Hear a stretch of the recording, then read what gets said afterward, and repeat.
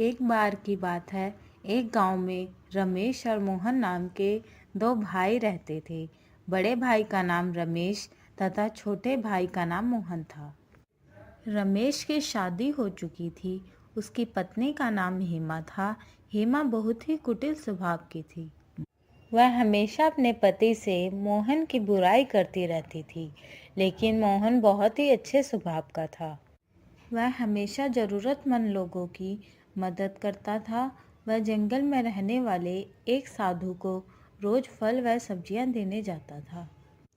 एक बार की बात है, गांव में कई महीने तक बारिश न होने के कारण खेतों में सूखा पड़ जाता है, जिसके कारण खेतों में कोई फसल नहीं हो पाती है। फसल न होने के कारण उनके घर में अनाज की तंगी हो जाती है। एक दिन रमेश की पत्नी रमेश से कहती है, हमारे पास अब अधिक अनाज नहीं बचा है, जो था वो खत्म हो चुका है। इतना ही अनाज बचा हुआ है। इतने अनाज में हम तीनों का गुजारा कैसे होगा? दूसरी फसल तैयार होने में अभी कई महीने लग जाएंगे। क्यों ना हम मोहन को अलग कर दें, जिससे हमारा गुजारा आराम से हो जाएगा। फिर रमेश हेमा से कहता है, तुम सही कह रही हो। हमें मोहन को अलग कर देना चाहिए ताकि हम अपना गुजारा कर सकें। फिर वह मोहन को आवाज़ देता है। फिर उसकी पत्नी बताती है, मोहन घर पर नहीं है, वह कहीं बाहर गया है। लेकिन मोहन साधु के पास गया था। जब मोहन घर वापस लौटता है, तब घर पहुंचकर रमेश की पत्नी से कुछ खाने को मांगता है। तब उसकी पत्नी कहती है, आज कुछ खाने को नहीं है। जो अनाज था वो खत्म हो चुका है। अब मैं खाना कहाँ से लाऊं? तब तक वहाँ रमेश आ जाता है। फिर रमेश मोहन से कहता है, अब अनाज नहीं बचा है और ना ही इस बार फसल हुई है, इसलिए तुम्हें खुद अपने खाने का इंतजाम करना होगा। मैं तुम्हें पुराना वाला खेत देता हूँ, तुम उसमें अपना गुजारा करो। और ये घर भी मैंने बनवाया है, इसलिए तुम यहाँ नहीं रह सकते। रमेश की ये सारी बातें सुनकर मोहन बहुत दुखी हो जाता है और वहाँ से चला जाता है।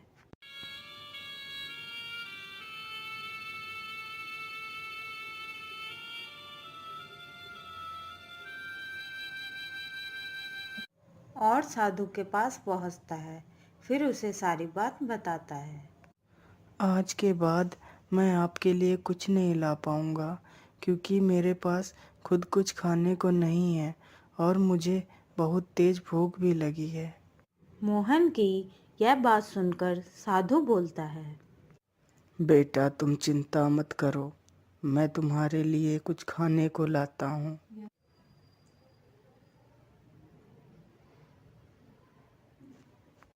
फिर साधु उसे कुछ खाने को देता है और मोहन खाना खा लेता है।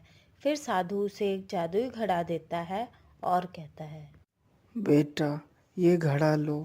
तुम इस घड़े के सामने अपनी जो भी इच्छा प्रकट करोगे वह पूरी हो जाएगी। लेकिन याद रखना, अगर इस घड़े के सामने अन्य व्यक्ति ने अपनी इच्छा प्रकट की तो उसकी मृत्यु हो जाएगी। ठीक है बाबा, मैं इस बात को याद रखूंगा। फिर मोहन वहाँ से घड़ा लेकर अपने खेत के पास पहुँचता है और घड़े से कहता है, हे जादुई घड़े, मेरे लिए एक घर बना दो। फिर घड़े के जादू से उसका बहुत सुंदर घर तैयार हो जाता है। ये देखकर वह बहुत खुश हो जाता है। फिर वह घर के अंदर जाता है।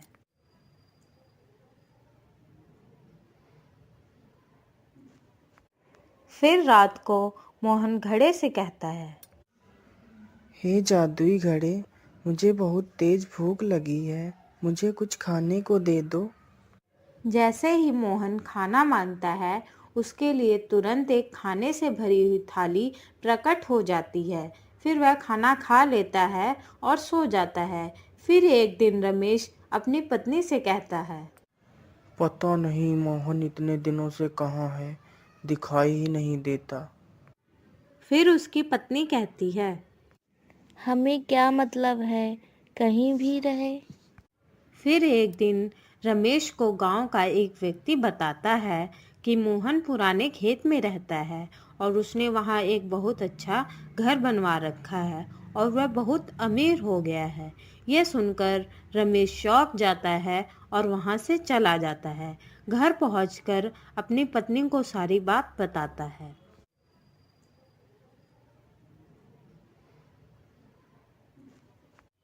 फिर रमेश की पत्नी उसे कहती है, ये कैसे हो सकता है, इतनी जल्दी वो अमीर कैसे हो सकता है। अभी कुछ दिन पहले हमने उसे अलग किया था। फिर रमेश कहता है, हमें जाकर पता लगाना होगा कि वह इतना अमीर कैसे हो गया। फिर वह दोनों रात को मोहन के घर में देखते हैं कि मोहन जादुई घड़े से खाने को मांगता है। फिर घड़े से खाने की थाली आ जाती है। यह देखकर रमेश सोचता है।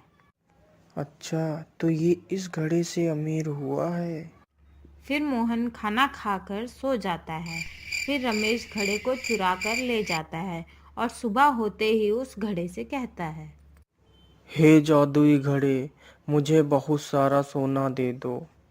जैसे ही रमेश अपनी इच्छा घड़े के सामने प्रकट करता है, उसकी तुरंत मृत्यु हो जाती है। यह देखकर उसकी पत्नी जोर जोर से रोने लगती है और कहती है, हाय हाय, ये क्या हो गया आपको, हे भगवान, ये क्या कर दिया आपने। फिर वह दौड़कर मोहन के पास जाती है।